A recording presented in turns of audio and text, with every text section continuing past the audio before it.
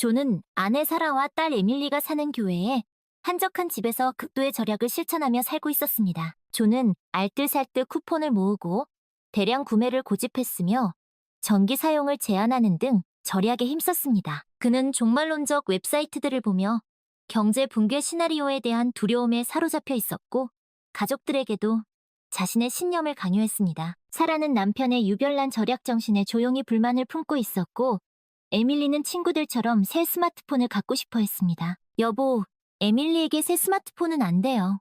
존이 단호하게 말했습니다. 쓸데없는데 돈을 낭비할 수는 없어요. 우리는 미래를 위해 저축해야 해요.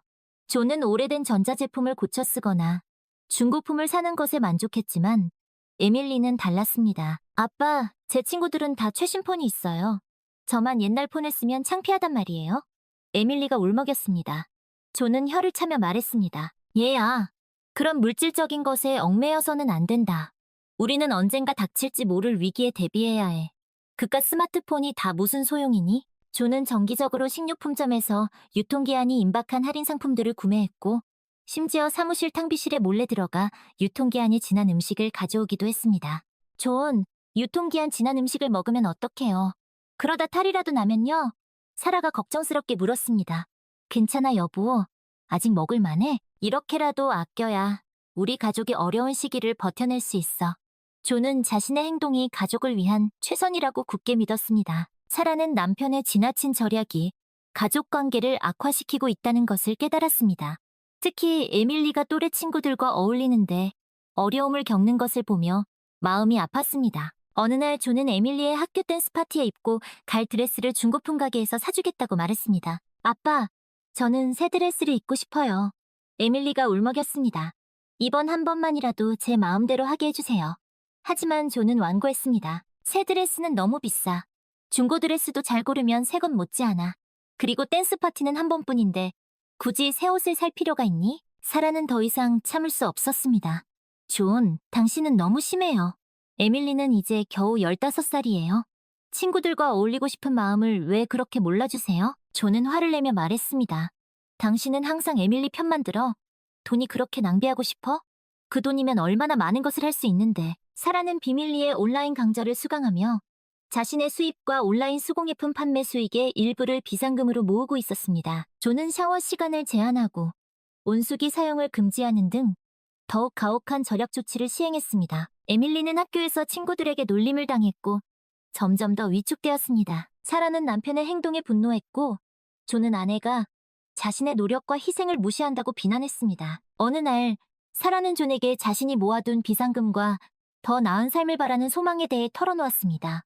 존은 아내가 무책임하고 낭비력이 심하다며 비난했습니다. 존은 점점 더 편집증적인 행동을 보이기 시작했습니다. 경제 붕괴에 대한 불안감은 더욱 커졌고 온라인에서 만난 생존주의자들과 교류하며 극단적인 생각에 빠져들었습니다. 존은 혹시 모를 비상 상황에 대비해야 한다며 집안 곳곳에 비상식량과 생필품을 쌓아두기 시작했습니다. 여보, 이건 너무 지나쳐요. 사라가 걱정스러운 목소리로 말했습니다. 우리가 무슨 전쟁터에 사는 것도 아니고 이렇게까지 할 필요는 없잖아요.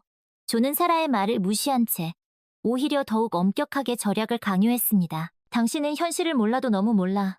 세상이 어떻게 돌아가는지 전혀 모르고 있어. 곧 큰 위기가 닥칠 거야. 그때 가서 후회하지 말고 지금부터라도 정신 바짝 차려야 해. 존의 행동은 가족들에게 큰 고통을 안겨주었습니다. 에밀리는 친구들과 어울리지 못하고 점점 더 고립되어 갔고 사라는 남편과의 갈등에 지쳐갔습니다. 어느 날 사라는 에밀리와 함께 플로리다에 있는 부모님 댁으로 휴가를 떠나기로 결심했습니다.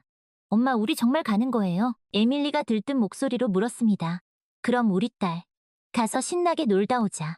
사라는 오랜만에 느껴보는 자유와 해방감에 가슴이 벅찼습니다. 플로리다의 햇살은 따사로웠고 해변은 아름다웠습니다. 사라는 그곳에서 우연히 고등학교 동창인 크리스를 만났습니다. 크리스는 여전히 유쾌하고 따뜻한 사람이었고 사라는 그와 함께 있는 시간이 즐거웠습니다. 에밀리 역시 할아버지, 할머니와 함께 즐거운 시간을 보냈습니다. 놀이공원에도 가고 콘서트도 보며 잊지 못할 추억을 만들었습니다. 존은 집에 혼자 남아 점점 더 불안감에 휩싸였습니다. 사라는 크리스와 함께 있는 사진을 SNS에 올렸고 존은 그 사진을 보고 분노와 질투심에 사로잡혔습니다. 여보, 이게 어떻게 된 거야? 존이 전화로 따지듯이 물었습니다. 당신 지금 바람 피우는 거야? 사라는 어이가 없었습니다. 존, 무슨 소리 하는 거예요? 크리스는 그냥 친구예요. 그리고 당신이 무슨 상관이에요? 존은 막무가내였습니다. 당신이 그렇게 즐겁게 지내는 동안 나는 여기서 돈 걱정에 잠도 못 자고 있는데 당신은 정말 이기적인 여자야. 사라는 더 이상 참을 수 없었습니다. 그래요. 나 이기적이에요. 하지만 당신은 더 이기적이에요. 당신은 오로지 돈밖에 몰라요. 당신의 그 지독한 절약 정신 때문에 우리 가족이 얼마나 고통받는지 알기나 해요.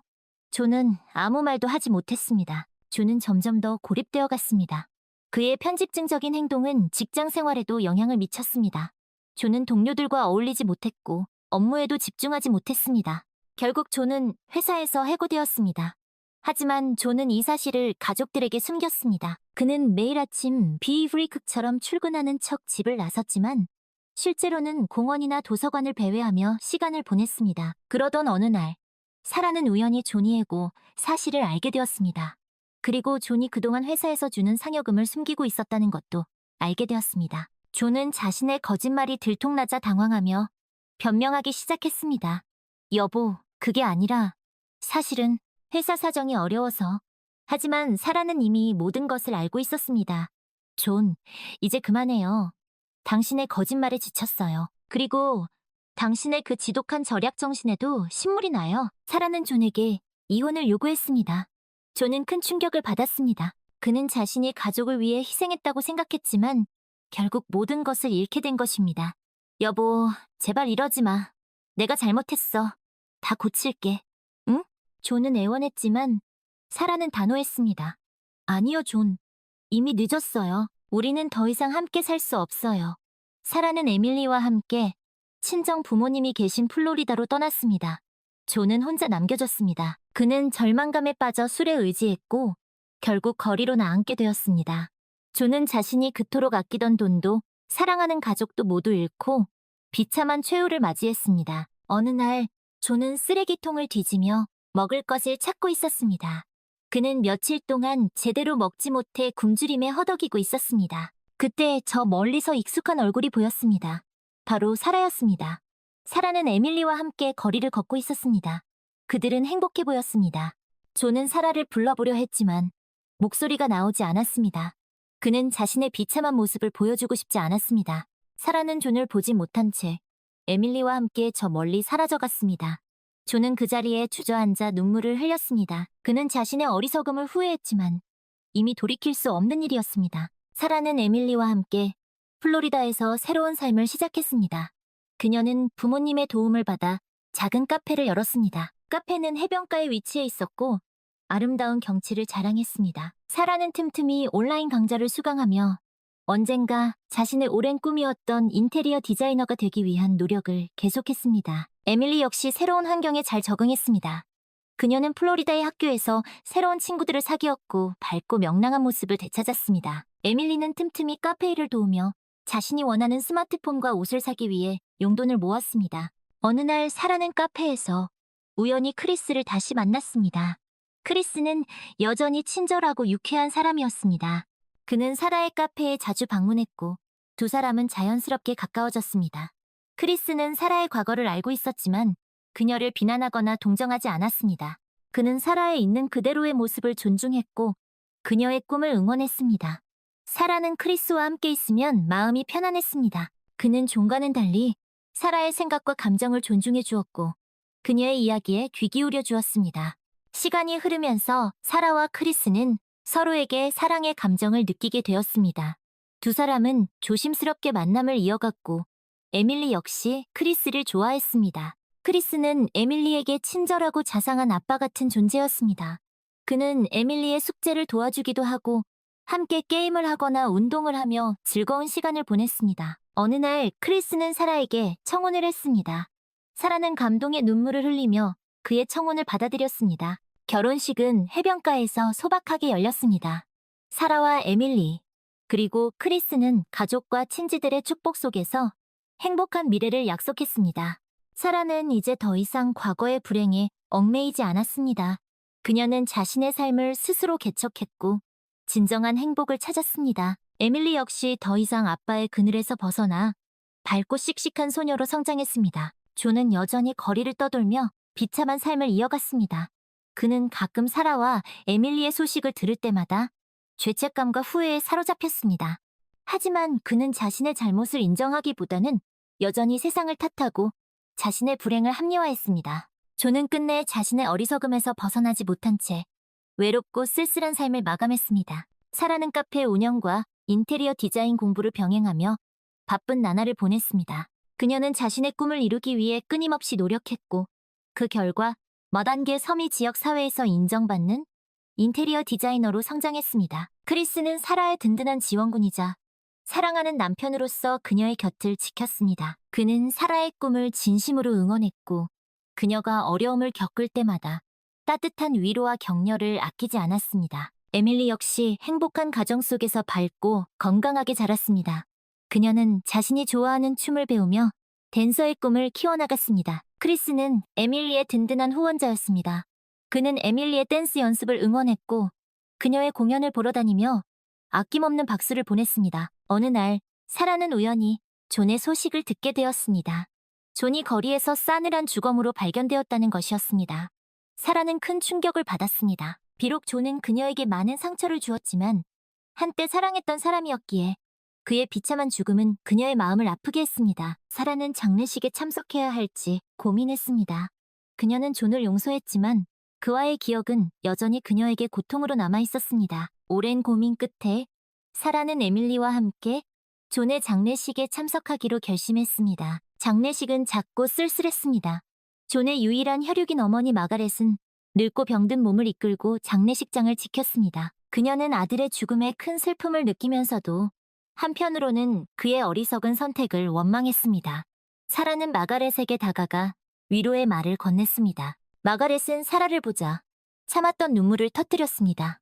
그녀는 사라에게 자신의 아들을 잘 돌보지 못한 것을 사과했습니다. 사라는 마가렛의 손을 잡고 그녀의 아픔을 함께 나누었습니다. 장례식이 끝난 후 사라는 에밀리와 함께 조용한 바닷가를 거닐었습니다. 사라는 에밀리에게 존에 대한 이야기를 들려주었습니다. 그녀는 존의 장점과 단점, 그리고 그들의 사랑과 갈등에 대해 솔직하게 이야기했습니다. 에밀리는 엄마의 이야기를 묵묵히 들었습니다. 그녀는 아빠를 미워했지만 한편으로는 그의 죽음을 슬퍼했습니다. 사라는 에밀리에게 말했습니다. 에밀리, 아빠는 너를 정말 사랑했단다. 다만 그 사랑을 표현하는 방법이 잘못되었을 뿐이야. 아빠의 어리석음을 용서하고 그의 좋은 점만을 기억하도록 하자.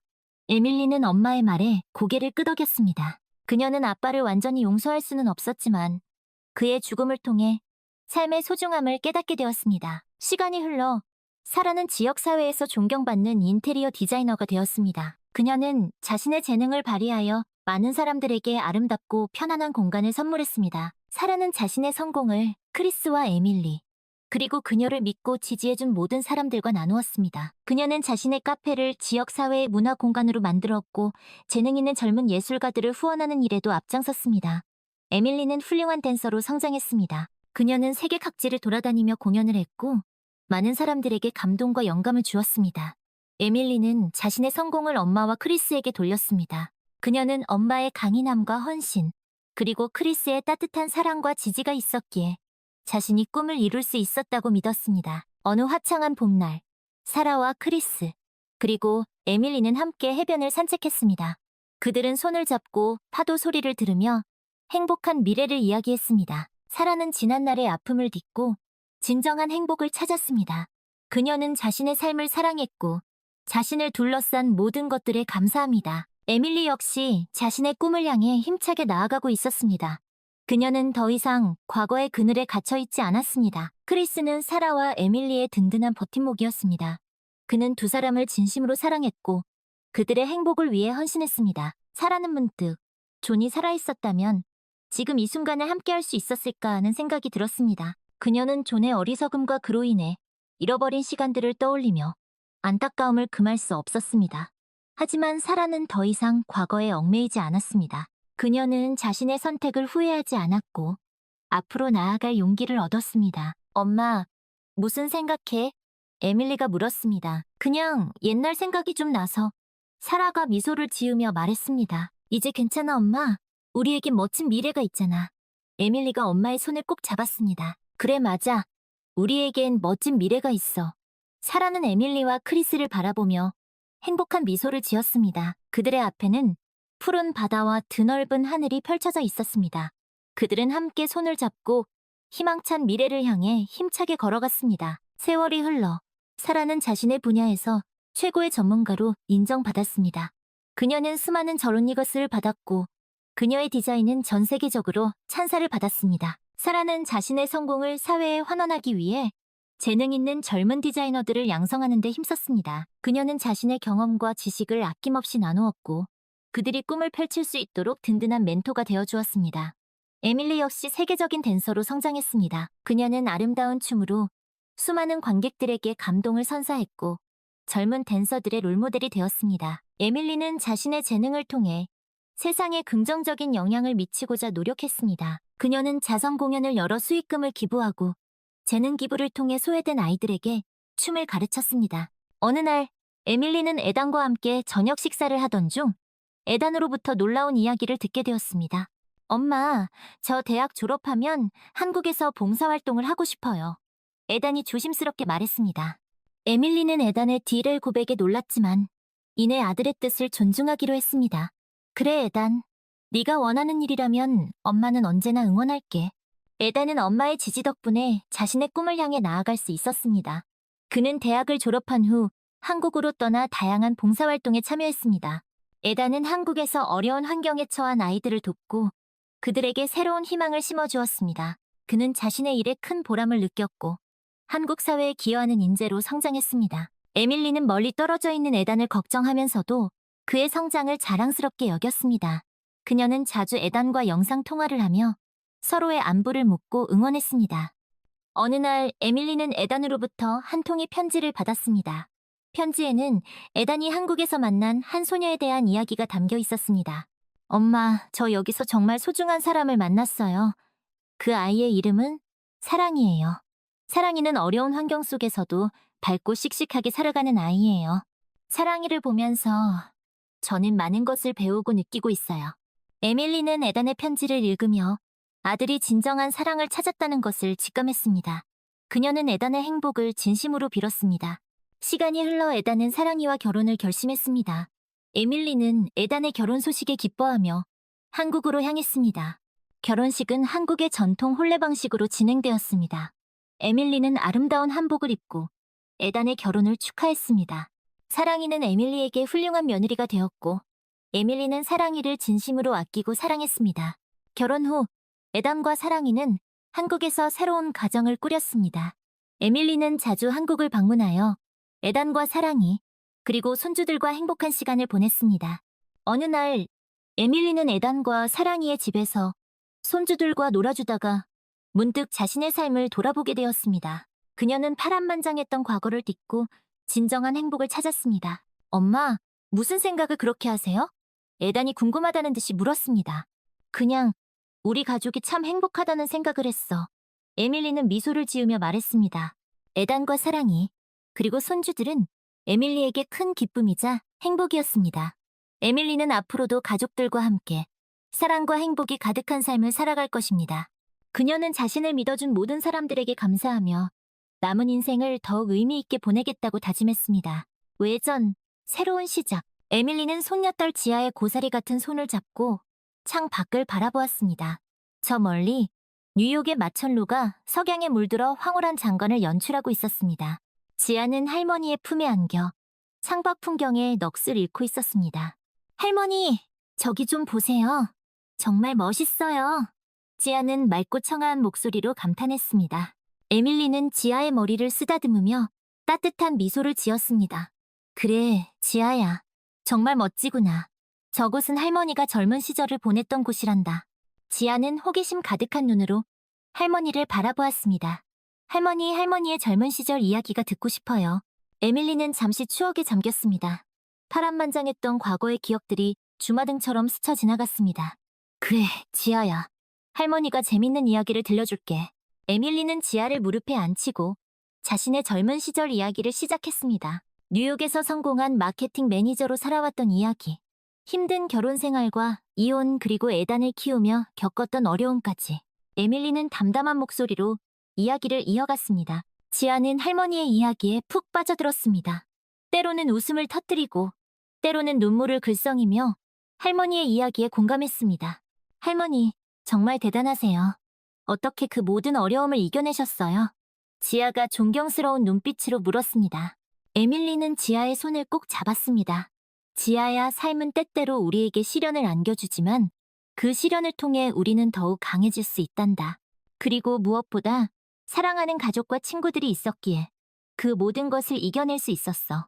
지아는 할머니의 품에 더욱 파고들었습니다. 할머니, 저도 할머니처럼 강하고 멋진 사람이 되고 싶어요. 에밀리는 지아를 꼭 안아주었습니다. 그래, 지아야. 너는 이미 충분히 강하고 멋진 사람이란다. 앞으로도 내 꿈을 향해 용기 있게 나아가렴. 할머니가 항상 응원할게. 그때 애단과 사랑이 거실로 들어왔습니다. 엄마, 무슨 이야기 그렇게 재밌게 하세요? 애단이 웃으며 물었습니다. 우리 지아에게 엄마의 젊은 시절 이야기를 들려주고 있었단다. 에밀리가 대답했습니다. 사랑은 지아를 안아올리며 지아야, 할머니 말씀 잘 들었어? 할머니처럼 멋진 사람이 되어야 해. 라고 말했습니다. 지아는 고개를 끄덕이며 네, 엄마, 저도 할머니처럼 멋진 사람이 될 거예요. 라고 씩씩하게 대답했습니다. 애단과 사랑은 서로를 바라보며 행복한 미소를 지었습니다. 에밀리 역시 그들의 모습을 보며 깊은 만족감을 느꼈습니다. 저녁 식사 후 에밀리는 가족들과 함께 테라스에 앉아 뉴욕의 야경을 감상했습니다.